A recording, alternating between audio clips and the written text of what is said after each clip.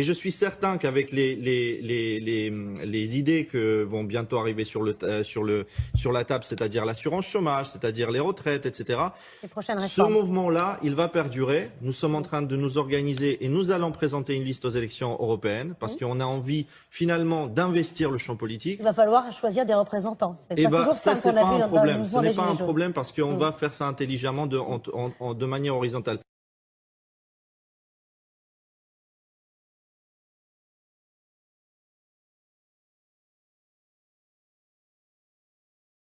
La question du débouché politique que va avoir ce mouvement des Gilets jaunes, on a entendu beaucoup de ces responsables dire à présent, il faut entrer dans un processus politique et pourquoi pas se présenter à des élections. L'un d'entre eux disait on veut une marée d'élus jaunes.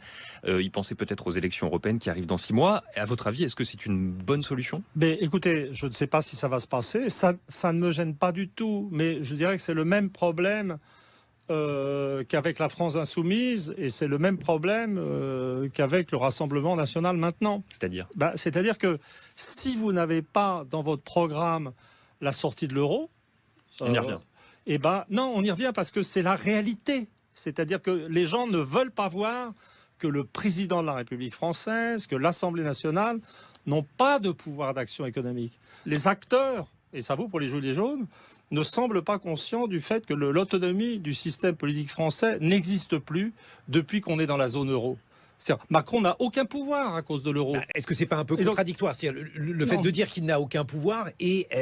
Il n'a le pouvoir que, je dirais, que de contracter les dépenses, que de croire encore à ces momeries que sont la flexibilisation du marché du travail. Et les Français ne s'en rendent pas compte, et les sondages d'opinion que j'ai également cités hier soir montrent, il n'y a même pas 30% des Français qui veulent sortir de l'euro. Les gens ne comprennent pas les questions monétaires. Les gens ne comprennent pas, les gilets jaunes ne comprennent pas que tant que la France est encastrée dans la zone euro, tant qu'elle ne pratique pas un minimum de protectionnisme comme commence à le faire l'Amérique, on ne pourra pas faire remonter le niveau de vie.